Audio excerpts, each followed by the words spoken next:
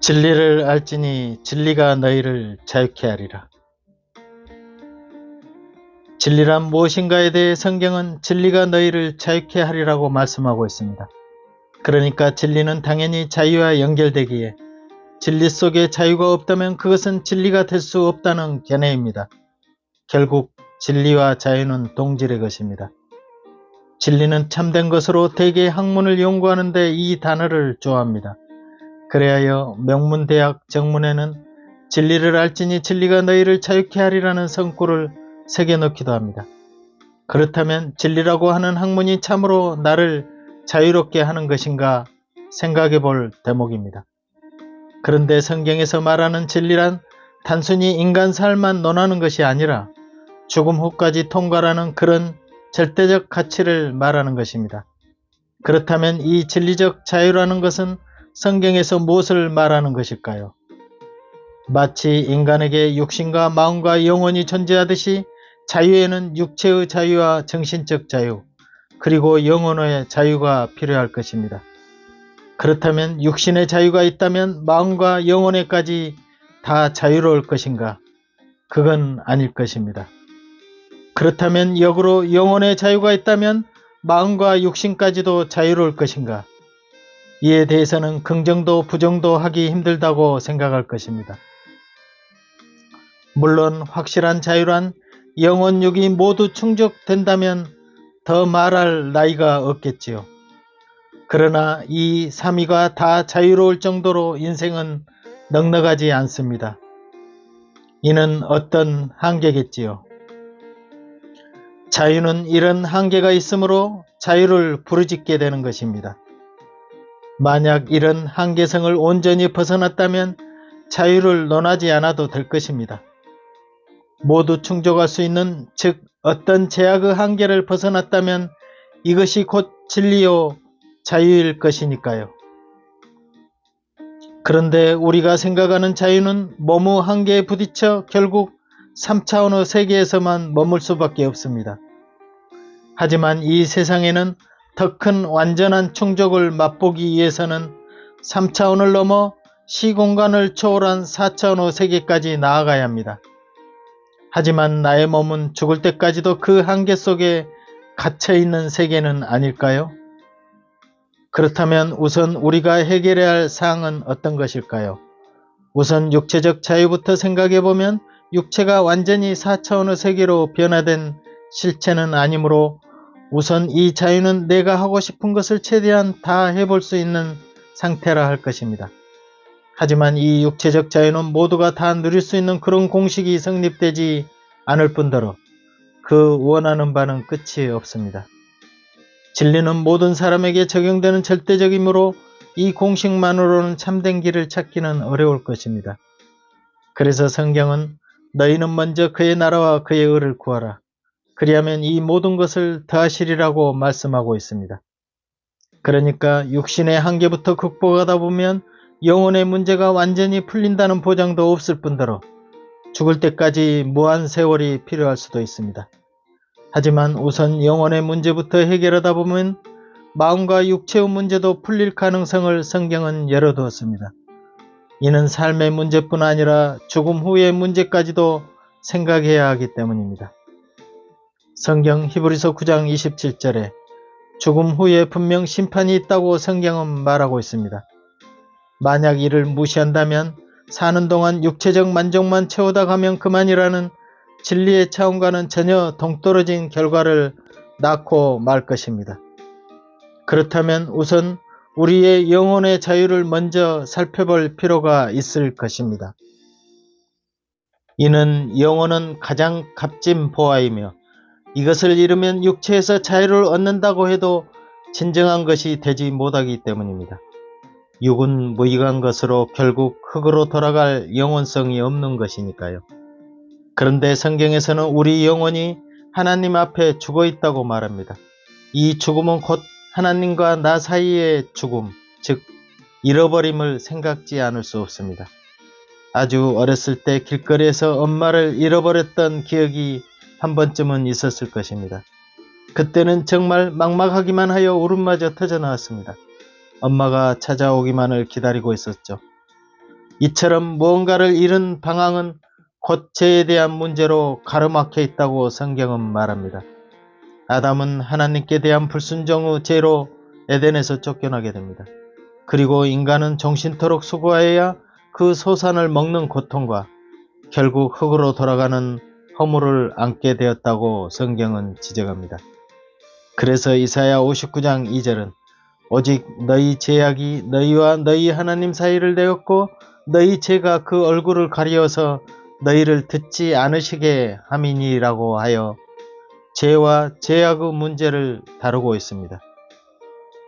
이는 가장 근원적인 영혼의 문제가 이 죄와 욕심의 근원에서 출발하고 있음을 선포하고 있는 것입니다.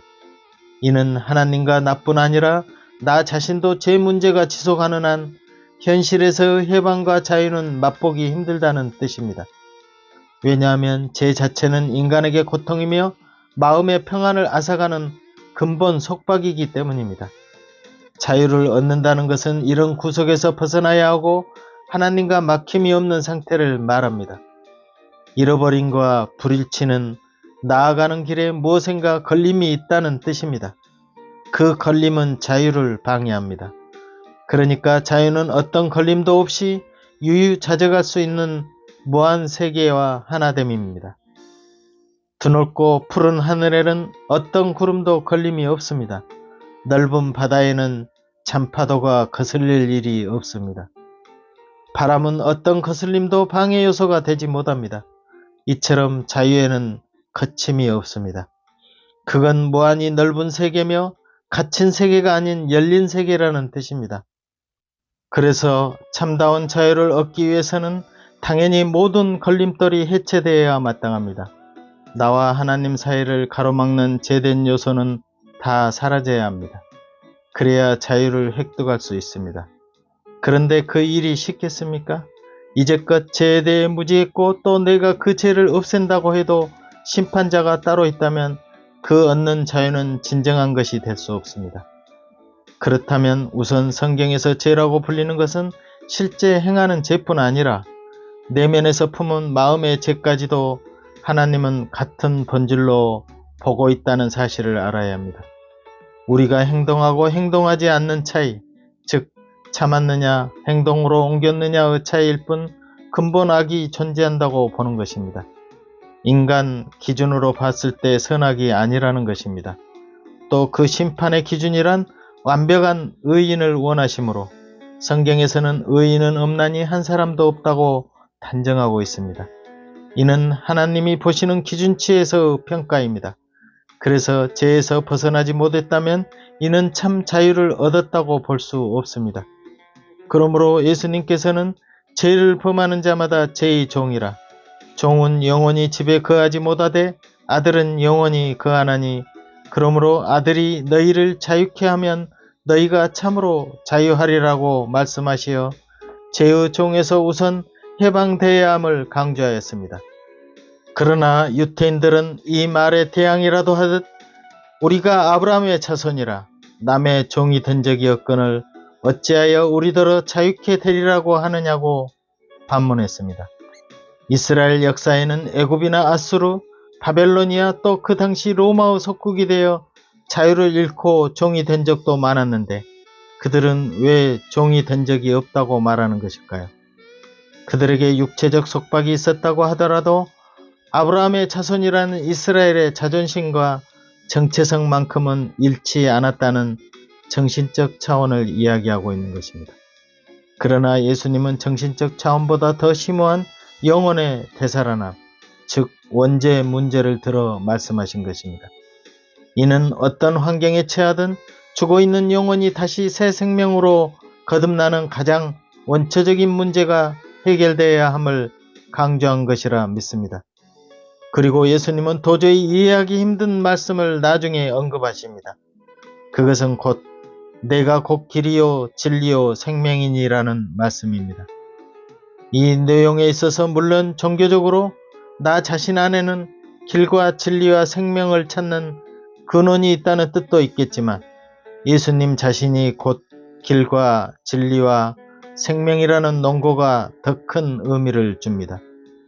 이 세상에서 나 자체가 곧 길이며 진리며 생명이라고 당당하게 말할 수 있었던 사람이 이 세상에 존재나 하였을까요? 이는 구체적으로 그리스도 예수를 통해서 모든 길은 열린다는 뜻으로 해석될 수 있습니다. 예수 그리스도가 그렇다면 과연 어떤 존재이기에 이런 이해 못할 길을 여신다는 것일까요? 여기서 우리는 영과 마음과 육체의 세 방향에서 생각해 볼 수 있습니다. 우리의 영은 일단 죄와 죄악된 죄성으로부터 해방을 받아야 합니다. 그래서 죄 문제는 인간이 온전히 해결할 수 있는 상황이 아니기에 그 길을 열어주신 것이 바로 그리스도 예수입니다. 하나님은 세상을 이처럼 사랑하사 독생자를 주심으로 죄에서 해방을 주셨습니다. 이는 죄를 심판하고 그 죄를 사할 수 있는 하나님의 차원만이 해결할 수 있는 이야기입니다. 주님은 죄를 사할 권세를 가지셨습니다. 내가 그동안 지은 죄를 없애기 위해서도 선을 그만큼 더 많이 행해야 없어지는 것이 아닙니다. 또 내가 의를 많이 행하여 그 행위로 선악을 저울짓하듯 하여 천국에 갈 수 있는 차원이 아닙니다. 이는 내가 행하기 전에 먼저 이루어 놓으신 속죄를 내 것으로 받아들이냐 그렇지 않느냐에 따라 선악이 좌우되기 때문입니다. 이를 받아들일 때 우리는 하나님이 내게 주신 선물임을 확실하게 자각할 것입니다. 하나님은 내가 죄인 되었을 때 이미 그 죄사함의 길을 십자가 보혈로 처리해 놓으셨습니다. 이 은혜가 바로 하나님의 차원이며 해방입니다. 우리는 이 사실을 그대로 받아들이면 됩니다. 선물은 받지 않으면 자기 것이 되지 않습니다. 이는 하나님께서 만물과 햇볕과 공기를 주시듯 어떤 인간이든 모두에게 조건 없이 주시는 은혜라는 뜻입니다. 하나님은 주시는 분으로 우리에게 사랑의 손을 먼저 내미셨습니다. 그렇다면 그 사랑을 받아들여 하나님 앞에 죽었던 영혼이 새롭게 태어나는 눈뜨임의 역사가 시작됩니다. 이제 죽었던 영이 되살아났다면 다음 마음 문제에 봉착할 것입니다. 이 마음마저도 우리에게는 해방이 필요합니다. 왜냐하면 우리 마음은 비록 죄 문제는 해결됐다고 해도 실제 생활에서 나는 완벽한 존재는 아니기 때문입니다. 그리하여 제사함의 기쁨이 마음에서 이루어지지만 그 기쁨은 영혼과 육체 사이에서 또다시 혼선을 겪게 됩니다. 그것을 성경에서는 내면의 갈등으로 더 깊은 해방을 요구한다는 사실을 말하고 있습니다. 그러니까 그 내면의 고통은 오라 나는 공고한 사람이로다. 이 사망의 몸에서 누가 나를 건져내랴 라는 한탄까지 이르게 됩니다.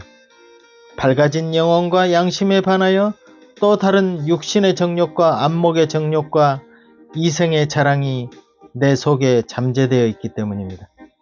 이 모든 육신적 요소는 나와 직결됩니다. 내 마음속에 존재하는 또 다른 나입니다. 이를 알기 위해서는 율법이라는 거울이 필요합니다. 거울은 곧 나 자신을 잘 비추어 내가 어떤 상태인가를 보여주기 때문에 또 내가 어디엔가 갇혀 있다는 것을 깨닫게 해줍니다.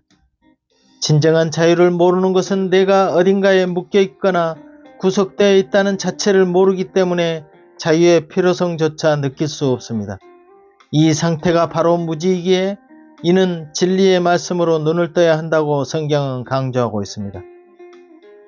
그래서 우리는 죄 문제를 거쳐 이제 영혼과 육체 사이에서 갈등하는 마음 문제까지 종지부를 찍을 때가 온 것입니다.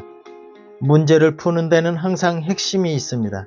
우리가 아무리 정화하고 노력해도 절대 선의 경지에 이르지 못하고 좌절하고 실패하고 많은 신앙은 핵심을 꿰뚫지 못해서입니다. 내가 진정 하나님의 뜻대로 살고자 할 때 가장 걸림돌이 되는 또 다른 나를 발견하는 것이 우선 순서입니다. 모든 것은 근원이 있게 마련입니다. 장가지를 치기보다 뿌리를 캐야 하고 술병을 깨기보다 술공장을 파쇄시킬 일입니다. 부분적인 것의 깨달음도 있겠지만 온전한 것이 올 때는 부분적인 것이 사라지게 됩니다. 마치 태양빛이 떠오르면 작은 등불들은 그 안에 묻혀버립니다. 물론 우리가 작은 등불을 켰던 것은 밤을 밝히는 하나의 중요한 과정이 됩니다.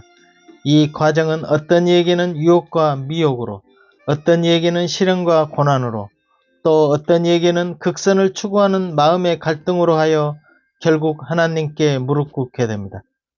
이는 도저히 내가 어떻게 할 수 없는 한계를 또다시 벗겨내야 할 필요에 의한 자유입니다. 나 자신 안에 존재하는 또 다른 나는 분명 죽어야만 해결되는 그런 암적 존재라는 사실 앞에 우리는 무릎을 꿇어야 합니다. 이 진실은 이론적으로 설명해서 될 일도 아니고 머리로 이해해도 자기 것이 되지 않는 것은 이는 실제 체험에서만 알 수 있기 때문입니다.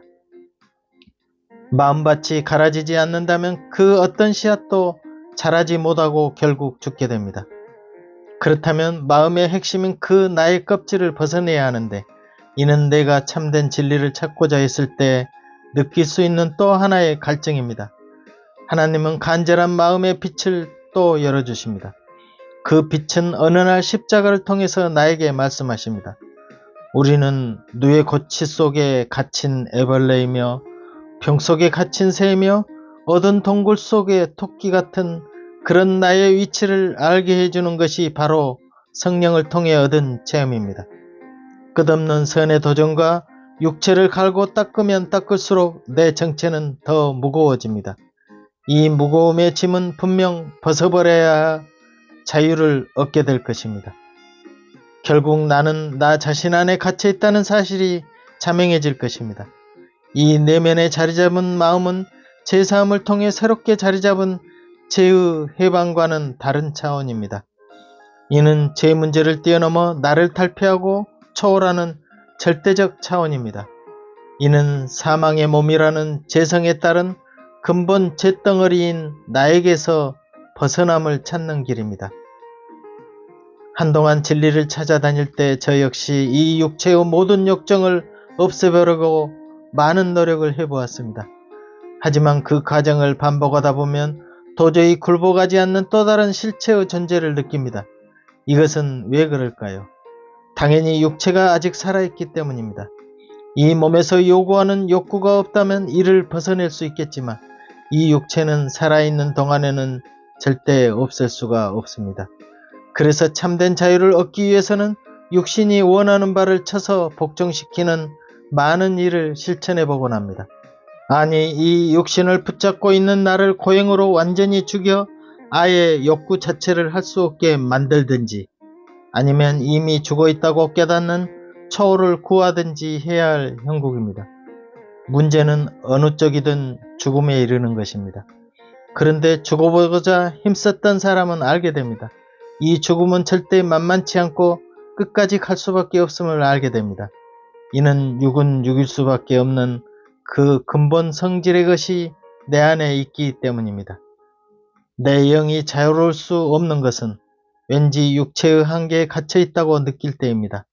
가지고 싶은 것, 이루고자 하는 이 모든 것이 다 성취되어야 육체적 자유가 보장됩니다. 그런데 이런 모든 것을 다 이루기에는 한계가 있습니다. 이는 죽을 때까지 채워줘야 만족할 수 있는 성질의 것입니다. 그렇다면 육체가 원하는 재성과 그것을 억제하려는 성령 사이에 갈등이 생겨납니다. 여기서 성령이란 제사함과 세례를 통한 믿음을 가진 사람들에게 주어진 하나님의 영을 말합니다. 이 성령에 대해 성경에는 육체의 소욕은 성령을 거스리고 성령은 육체를 거스리나니 이 둘이 서로 대적하므로 너희가 원하는 것을 하지 못하게 하려 함이니라고 말씀합니다. 그래서 우리는 수행 같은 선을 행하여 육체의 소욕을 죽이려 할 것입니다. 로마서 7장 18절. 내 속 곧 내 육신에 선한 것이 거하지 아니하는 줄을 아노니 원함은 내게 있으나 선을 행하는 것은 없노라. 내가 원하는 바 선을 행하지 아니하고 도리어 원치 아니하는 바 악을 행하는도다. 만일 내가 원하지 아니하는 그것을 하면 이를 행하는 자는 내가 아니요 내 속에 거하는 죄니라. 하나님이 원하시는 극선의 경지를 추구하며 육신을 쳐서 복종시켜 보았으나 이에 거여가는 내가 여실히 드러남을 바울은 설명하고 있습니다. 이의 갈등에서 보듯 내가 아닌 또 다른 죄의 뿌리, 그것은 진정한 내가 아니라는 뜻입니다. 그러므로 내가 원하는 성령과 이를 거여가는 또 다른 육체가 있어 내 내면은 갈등에 휩싸입니다. 이 두 개체가 영원한 평행선을 긋는다면 이는 불일치며 마음의 평안함이 존재할 수 없습니다. 하여 우리는 내 안에 거하는 육신적 요소를 제거하고자 애쓸 것입니다. 하지만 성경은 또 말합니다. 로마서 8장 7절에 육신의 생각은 하나님과 원수가 되나니 이는 하나님의 법에 굴복하지 아니할 뿐 아니라 할 수도 없습니다. 이는 육신이란 하나님의 뜻에 완전히 굴복할 수 있는 차원이 아니라는 뜻입니다. 육신은 하나님 앞에 당당히 나아갈 수 있는 어떤 가능성을 열어놓지 않았다고 성경은 말하고 있습니다. 결국 할 수 없다고 단정하는 것은 육은 내가 죽을 때까지 육의 성질을 가진다는 것입니다. 이는 최종 결론에 도달했을 때 육의 본질은 변할 수 없음을 설명하고 있습니다. 육체에서 육신의 생각이 나오는데 육신이란 뼈와 살이 아닌 죄의 정욕이 우리 지체 중에 역사할 때의 마음이라고 말합니다. 이런 육신적 요소가 우리는 내가 원치 않을 때마다 출현하고 있으니 이는 진정한 내가 아닙니다. 원하는 바 선은 행하지 아니하는 이 육신을 우리는 죽이고 억눌러서 영적 승리를 쟁취하려고 합니다. 결국 내가 원하는 욕구를 완전히 줄여 모두 제거해야만 그만큼 채울 몫이 적어지므로 자유를 찾는 길은 빠르다고 생각할 수 있습니다. 하지만 이런 자의적 노력은 한계에 도달합니다. 이는 육체의 고유 본성이 하나님의 법에 굴복지 아니할 뿐 아니라 할 수도 없음에 있습니다. 그러나 자칫 우리들은 이 모든 것을 내가 철저히 다스리면 완전히 개조될 수 있으리라 마음먹습니다. 완벽한 육신의 정복이 가능하다면 하나님이 굳이 필요치 않을 것입니다. 육체는 내가 원해서 태어난 것도 아니며 내가 원하지 않아도 병들고 죽습니다. 내가 원하지 않아도 나의 심장이 계속 뛰고 있습니다. 이처럼 나의 욕망은 계속 나를 충동질합니다. 이 육체의 한계를 극복하기 위해서는 병 속의 새를 연상하지 않을 수 없습니다. 새는 병을 뚫지 못합니다. 애벌레는 고치 속에 갇혀 있습니다. 힘이 부족합니다. 육체는 깰 수 없는 그릇과 같습니다. 죽어야만 그것이 해체되는, 아니 죽을 때까지 나와 함께 가야 하는 존재입니다. 그렇다면 이 그릇을 깰 방법은 이 세상 어디에도 없어 보입니다. 새는 병을 깨지 못하기에 날 수 없습니다. 하나의 철장 같은 것입니다. 갇힘은 고통스러운 것이며 진정한 자유는 있을 수 없습니다. 물론 죽어버린다면 이런 갈등은 사라질 것이겠지만 우리는 살아서 자유와 행복을 느끼고자 하기에 실제 자살은 방향 자체가 맞지 않습니다. 그런데 인간에게는 이 육체를 붙잡고 있는 에고 내가 있습니다. 육체는 있으나 그 육체를 내 마음 한쪽에서 조정하고 투영하고 있는 그 내가 존재합니다. 마치 줄에 달려 연극을 하는 꼭두각시 인형들처럼 육체를 붙잡고 있는 마음이 있습니다. 그렇다면 이 에고적 마음이 깨어진다면 사실 내면 세계에서 깨어지는 실체가 있게 됩니다. 이것은 육체적 죽음을 겪지 않는 3차원 현실에서 마음만이 누릴 수 있는 특권입니다. 우리는 육체가 완전히 죽기까지 영원히 절대 자유롭지 못합니다. 내 마음대로 3차원과 4, 4차원의 세계를 열 수 없습니다. 이런 자유 속박이 진리를 가로막는 것입니다. 이는 내 안에 고통의 요소로 자리 잡고 있습니다. 그렇다면 문제는 요약됩니다. 이 육체를 붙잡고 있는 내가 죽으면 육체는 곧 죽은 거나 마찬가지 아닐까요? 우리는 이 육체를 붙잡고 있는 마음 자체를 벗어버려야 합니다. 육체는 내 마음대로 할 수 없고 변화시킬 수 없고 완전히 만족시킬 수 없기에 반대로 이 마음의 나를 죽음으로 조용히 잠재워야 합니다. 실제 육체는 죽을 수 없지만 육체를 붙잡고 있는 마음을 죽일 수 있다면 나비는 누의 고치를 뚫고 하늘을 훨훨 날 수 있을 것입니다. 불을 물로 꺼 죽여버리듯 내가 하고 싶은 대로 다 이루어지기를 소망하는 그 욕망의 불꽃을 꺼쳐버리고 순간 나는 무한 자유 날개를 달게 됩니다. 육체를 통과한 무한한 자유, 이 거침없는 무한 세계가 있습니다. 그런데 우리는 다행히 그 나의 죽음을 십자가에서 봅니다. 이는 마치 무한 우주의 하나님과 나의 경계가 무너져 하나 되는 형국입니다. 이것은 믿음이며 마음 눈의 열림입니다. 십자가의 죽음을 내 죽음으로 받아들일 때 나는 이중적인 나에게서 하나의 일치를 보게 됩니다. 이는 하나님의 은혜입니다. 내가 죽어야 해결될 수 있는 문제를 그분은 이미 해결해 놓으셨습니다. 그렇습니다. 한 알의 밀알이 땅에 떨어져 죽으면 많은 열매를 맺습니다. 왜 죽어야만 열매를 맺을 수 있다고 하였을까요? 사실 죽어버리면 싹도 트지 못할 뿐더러 열매는 아예 맺을 수 없게 됩니다. 그래야게 이 죽음은 실제 죽는 것이 아니라 영적 죽음을 의미합니다. 그러니까 인간 내면에서 육체를 붙잡고 있는 에고적 자아는 죽어야만 다시 새로운 세계를 만날 수 있다는 뜻입니다. 왜냐하면 육은 육이요 영은 영이기 때문입니다. 육의 성질은 쉽게 변화되지 않습니다. 콩 심은 데 콩 나고 팥 심은 데 팥 나듯이 육신의 뿌리는 육신의 열매를 맺습니다. 이 육신이란 놈은 내가 죽을 때까지 존재하기 때문에 불행합니다. 이 육체는 죽기 전까지 육체의 욕구를 발산합니다. 그러므로 이 육체의 원대로 해줄 수 없는 고통과 속박이 뒤따릅니다. 진정한 자유를 찾기 어렵게 됩니다. 그러나 우리는 이 틈에서 나를 죽음에 넘기는 빛을 보게 됩니다. 우리는 초월의 세계를 희망하게 됩니다. 문틈 사이로 흘러들어오는 한 줄기 빛을 보듯이 가느다랗지만 해방을 느낍니다. 그러므로 영적 죽음은 당연히 육체를 벗어나는 것과 같은 이치입니다. 우리는 그리하여 내 마음의 짐을 풀어놓는 그 십자가에서 해방의 죽음을 맛볼 것입니다. 그래서 이 해방을 푸는 방법은 나의 행실이나 의가 아니라 이미 해방된 길을 성경에서 찾는 일입니다. 우리가 생각하는 차원에서 선한 행실과 의로운 행동이 우선일 것 같지만 하나님은 내가 할 수 없는 길을 활짝 열어놓으셨습니다. 그러므로 예수 그리스도는 길이며 진리가 되는 것입니다. 이는 그리스도와 함께 죽음으로 완성해 주셨기에 이마저도 하나님의 은혜일 수밖에 없습니다. 내가 십자가에서 처리되어야만 나는 나 자신에서 탈피하고 해방될 수 있습니다. 그것은 마치 고치 속 애벌레가 고치를 찢고 나와 창공을 나는 나비가 되는 것과 같은 이치입니다. 그러니까 창공을 나를 수 있는 자유는 뇌의 고치를 깨고 나았기 때문이며 이는 곧 안에 갇힌 세계에서 나를 벗어나 무한 우주의 하나님과 하나 되는 세계입니다. 그러므로 내가 십자가에 처리되는 것은 얼마나 중요한 일인 줄 모릅니다.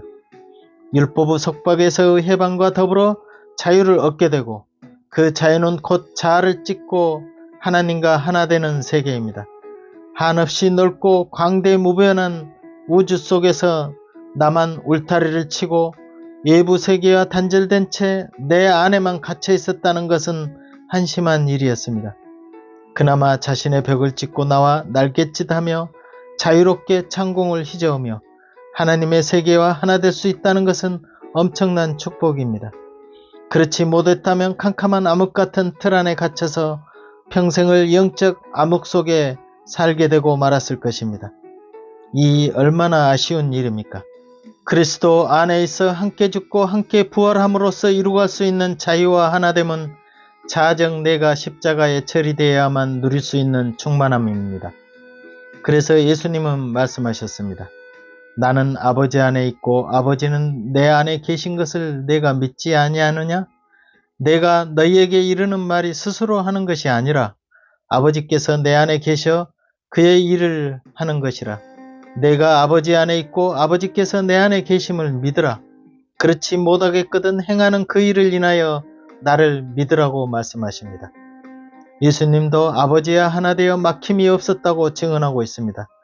이처럼 우리와 그리스도도 서로 양분된 객체가 아니고 하나로 나아가는 길을 제시하셨다는 뜻입니다. 이는 우리 안에 그리스도가 있고 그리스도가 우리 안에 거주하심으로 하나가 되는 사건입니다. 예수님께서 마지막 로마 군인들에게 잡혀가시기 전에 했던 기도는 가장 간절한 기도였습니다. 그 내용 중에 요한복음 17장 21절부터 23절에 아버지께서 내 안에 내가 아버지 안에 있는 것 같이 저희도 다 하나가 되어 우리 안에 있게 하사 세상으로 아버지께서 나를 보내신 것을 믿게 하옵소서. 내게 주신 영광을 내가 저희에게 주었사오니 이는 우리가 하나 된 것 같이 저희도 하나가 되게 하려 함이니라. 곧 내가 저희 안에 아버지께서 내 안에 계셔 저희로 온전함을 이루어 하나가 되게 하려 함은 나를 사랑하신 같이 저희도 사랑하신 것을 세상으로 알게 하려 함이로소이다. 그리스도와 하나 되는 길은 이미 그 터를 그리스도께서 닦아 놓으셨습니다. 왜 우리가 하나 될 수 있을까요? 그리스도의 연합을 통해서입니다. 로마서 말씀처럼 함께 죽고 함께 살아 온전히 그리스도 안에 포함된 일체가 되었기 때문입니다. 이때 우리는 그 안에서 거하게 되며 실생활에서 그리스도 안에서 내가 죽고 살았다고 시인하게 됩니다. 그리고 그리스도가 진정한 주인이 된 것을 인정하는 사람이 됩니다. 내가 죽었다는 것은 내가 그리스도 안에 있어 그 내가 십자가에서 처리되었기 때문에 결국 나의 껍데기를 깨고 무한 우주 하나님과 하나 되는 세계를 말합니다. 예수님은 또다시 요한복음 14장 19절 20절에서 말씀하십니다. 내가 너희를 고와 같이 버려두지 아니하고 너희에게로 오리라. 조금 있으면 세상은 다시 나를 보지 못할 터이로되 너희는 나를 보리니 이는 내가 살았고 너희도 살겠음이라. 그날에는 내가 아버지 안에 너희가 내 안에 내가 너희 안에 있는 것을 너희가 알리라. 예수님께서 부활 승천하신 후 하나님과 그리스도와 우리가 하나됨을 시사하고 있습니다. 우리가 하나 되기 위해서는 우리 각자는 자신이 깨어져야만 하나가 될 수 있습니다. 하나 되는 것은 다 갖추어졌는데 본인만 자신의 틀 안에 갇혀 있다면 우리는 하나가 될 수 없습니다. 하나님은 무한 세계를 우리는 나 자신만 십자가를 통해 죽어버리면 분명 나와 하나님과는 하나가 됩니다. 하나님과 나 사이에 내가 스스로 그 빛을 가로막고 있었기 때문입니다. 그 빛을 가로막는 구름처럼 나는 항상 하나됨의 방해 요소가 됩니다. 물론 어둑한 제도 문제지만 그 근본을 따지자면 나 자신 자체가 문제가 된다는 것입니다. 나의 껍질은 아담 때부터 내려온 아주 고질적인 재성을 지니고 있습니다. 그러므로 이는 하나님 앞에서 진리를 가로막는 장애 요소가 됩니다.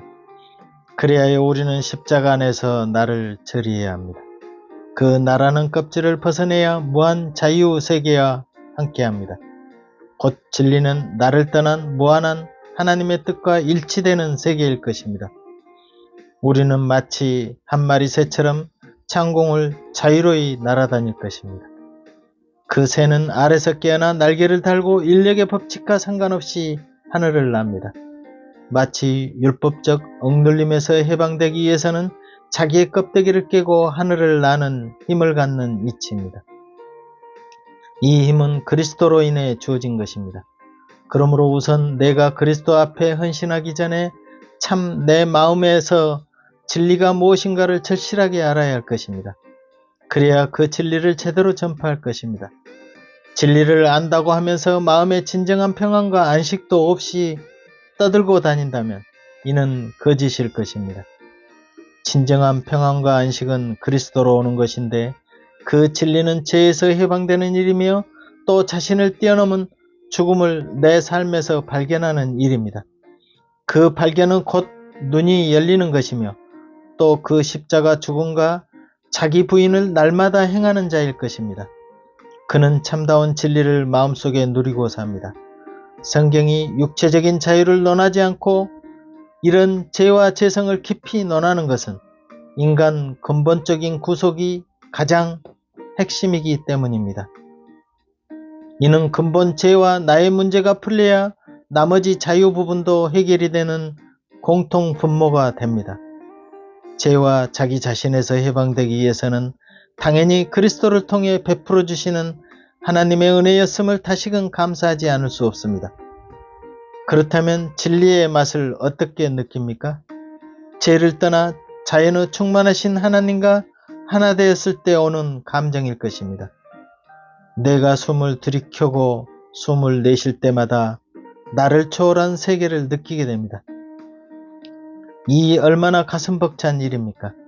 나는 이미 하늘의 별과 아름다운 자연과 하나가 됩니다. 나의 작은 껍질을 벗어놓으니 이 무한 세계와 하나가 됩니다. 이런 기쁜 일을 자신의 아집이 틀어막고 있었던 것입니다. 자기 하나만 십자가에 처리해버려도 참된 자유를 느낄 수 있는 그런 진리가 자신 안에 살아 꿈틀거린다는 사실을 왜 모르고 있었던 것일까요? 이는 자기 자신에게 물어야 할 숙제입니다. 예수님께서 육체로 오신 이유도 이 진리를 이루시기 위한 하나의 조건이 됩니다. 그리스도는 곧 길이신 진리 자체이십니다. 그가 육체로 오심으로 우리는 육체에서 해방됩니다. 그 육신이 찢겨지심으로 말미암아 나의 육체까지도 이미 찢겼음을 먼저 알아야 합니다. 곧 십자가의 죽으심을 통해 나의 육체마저도 찢겼음을 가르쳐 주십니다. 그러므로 나의 육신적 죽음은 곧 나의 에고적 마음마저도 그리스도 안에서 해체되었다는 사실을 각인시켜주는 대목입니다. 성경은 그래서 이 육체를 붙잡고 있는 마음은 사실 이미 죽었다고 말씀하십니다. 갈라디아서 5장 24절은 말합니다. 그리스도 예수의 사람들은 육체와 함께 그 정욕과 욕심을 십자가에 못 박았느니라. 육체가 죽으면 정욕과 욕심이란 마음마저도 해체됩니다. 2000년 전에 십자가 죽음을 보았을 때 나는 자유를 맛봅니다. 이 자유는 죽음이 가져다준 것입니다. 마치 육체를 벗어나듯이 내 마음이 육체라는 공간을 뚫고 홀홀 나는 것과 같은 이치입니다. 우리의 육체는 십자가에서 이미 해체되었습니다. 이미 못 박았다는 것은 과거에 이미 완료되었음을 뜻합니다. 이것이 곧 믿음으로 오는 것은 하나님의 계시입니다. 참으로 놀라운 은혜입니다. 하나님께 영광을 돌릴 수 있는 진리입니다. 진리는 결국 자유를 가져다 줍니다. 그 죽음의 길을 하나님이 십자가로 내셨습니다. 십자가는 나와 하나님 사이의 경계를 무너뜨립니다. 물방울 하나에는 우주와 연계되어 온 우주가 숨어 있다고 합니다. 그 물방울은 또한 우주에 속한 작은 나이기도 합니다. 그러나 물방울이 터지지 않는다면 객체로 남을 수밖에 없을 것입니다. 물방울이 터졌을 때 시공간을 떠나 온전히 우주와 하나가 됩니다. 마치 파도 물거품으로 생긴 물방울이 거품이 터져 하나의 바다로 녹아들듯이 나의 경계를 무너뜨리면 우리는 우주와 하나가 됩니다. 하나 될 수 있는 진리는 곧 십자가로 나의 경계를 무너뜨려 우주의 하나님과 하나 되는 사건입니다. 그렇다면 이 나라는 것의 실체는 어떤 것일까요? 나는 육체와 정신으로 이루어져 있습니다. 구원을 받게 되면 하나님의 영, 즉 성령을 받게 됩니다. 이 성령은 거짓된 나와 구별됩니다. 성령의 임재는 참으로 하나님을 믿게 되면 자신 안에 임재하게 되는 하나님의 영임을 스스로 알게 됩니다. 이 성령은 거짓된 나와 전혀 섞이지 않는 구별된 것으로 영원성을 간직합니다. 그래서 내재하시는 성령님과 에고적 나는 하나 되지 못하고 있습니다. 마치 물방울처럼 나를 터뜨리지 못하고 있기 때문이죠. 나의 경계가 어느 땐가 허물어집니다. 그 믿음이 내 것이 될 때 나는 이제껏 갇혔던 나를 보게 됩니다. 마치 창공을 나는 나비가 자기가 벗어놓은 누에고추를 보는 광경이겠지요. 자신이 얼마나 작은 터울에 갇혀 있었던가는 날개를 달고 창공을 날게 되었을 때야 비로소 보게 되는 광경입니다. 그나마 그 안에서 우주를 꿈꾸고 있었던 것은 다행이었습니다.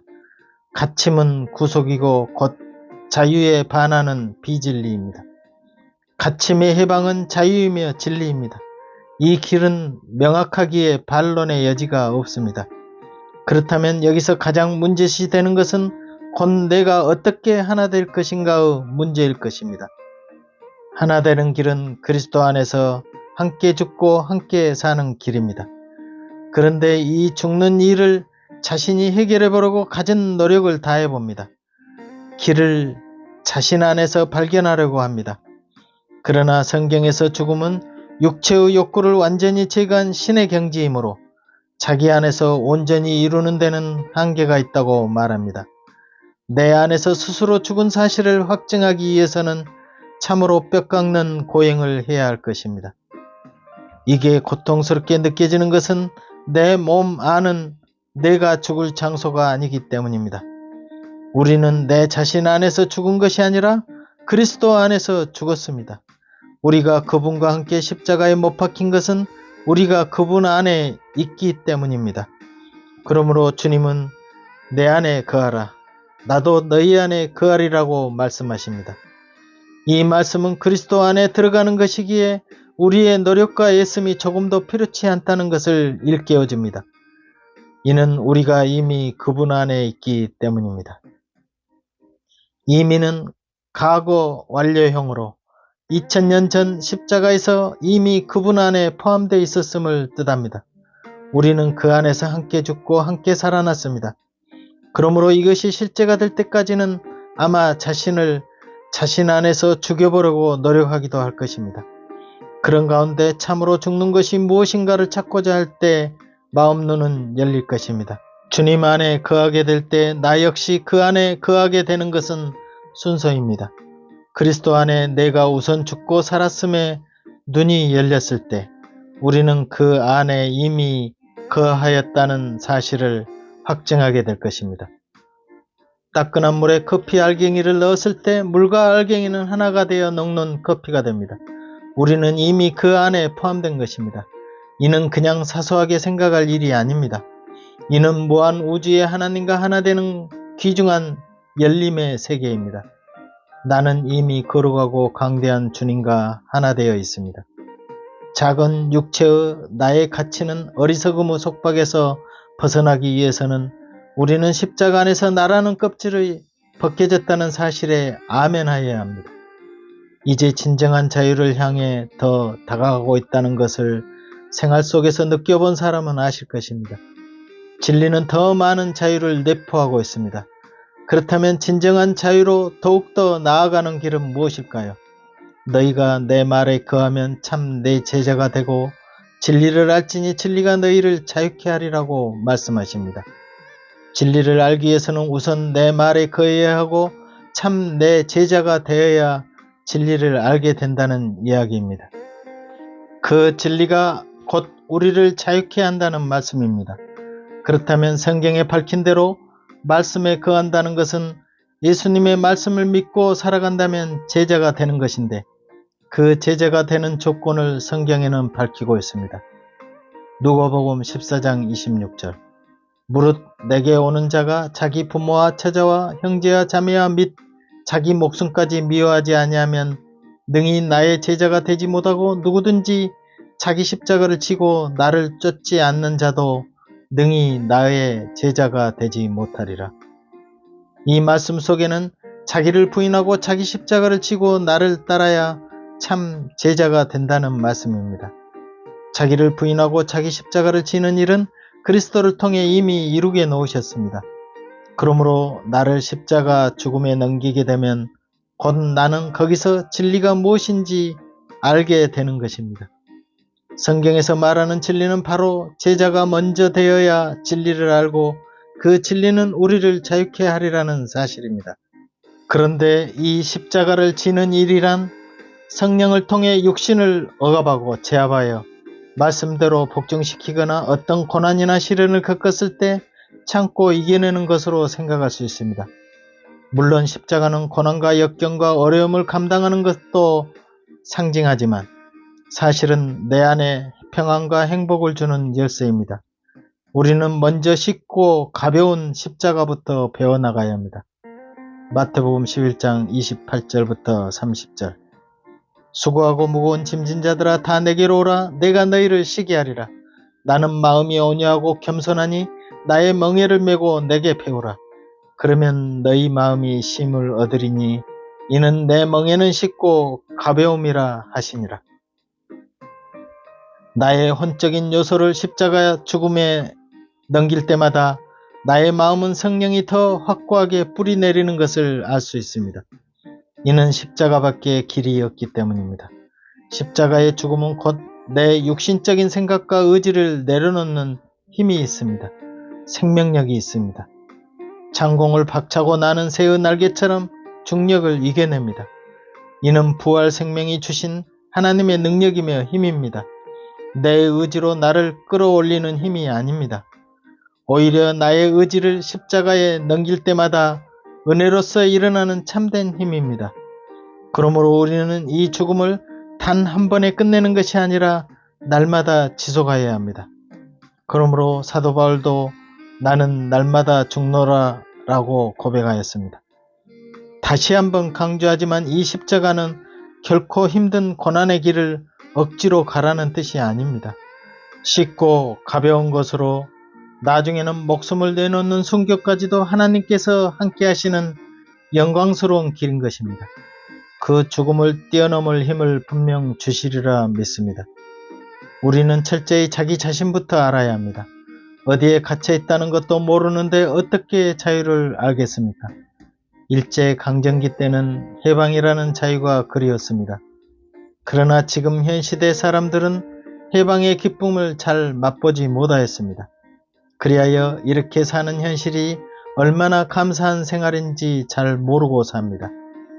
이제 그 자유를 조금이라도 맛보았다면 또 하나 경계해야 할 부분이 있습니다. 이는 자칫 자유 자체를 방종으로 오인하는 그런 착각일 수 있으므로 경계가 필요합니다. 연은 높이 공중에 날 때 연줄이 있어야 자유롭게 창공을 날 수 있습니다. 연줄이 끊어지면 금방 바람을 타고 연은 땅에 곤두박질 칩니다. 팽팽한 연은 어딘가에 붙잡힌 것 같지만 사실 방종에 넘어가지 않고 그 자유를 유지합니다.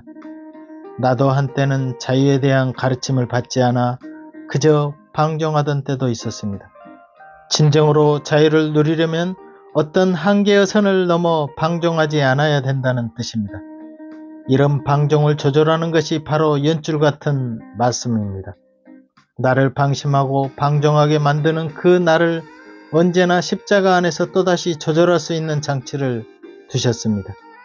이것이 곧 내가 언제나 십자가 안에서 죽는, 즉 나를 항상 조절하면서 살아가도록 이어나가는 끈입니다. 이 끈을 놓치거나 끊는다면 자유가 유지되긴 어려울 것입니다. 유유자적할 수 있는 것은 항상 공중에서 무난히 날 수 있는 날개를 유지한다는 것입니다. 그 길이 조금 힘들더라도 쉬운 십자가 길을 항상 염두에 두고 산다면 그리 어려운 것은 아닙니다. 시련과 고통 속에서도 유유자적한 하늘이 있듯이 우리는 이런 진리의 핵심으로 마음을 다듬어 더욱 빛나는 성도로 살아가야 할 것입니다. 이 과정을 먼저 이루고 한 후에 분명 우리는 요한일서 1장 2절 말씀처럼 영혼이 잘된 같이 육체마저도 큰 축복이 내려지리라는 것을 믿어 의심치 않습니다. 아멘. 감사합니다.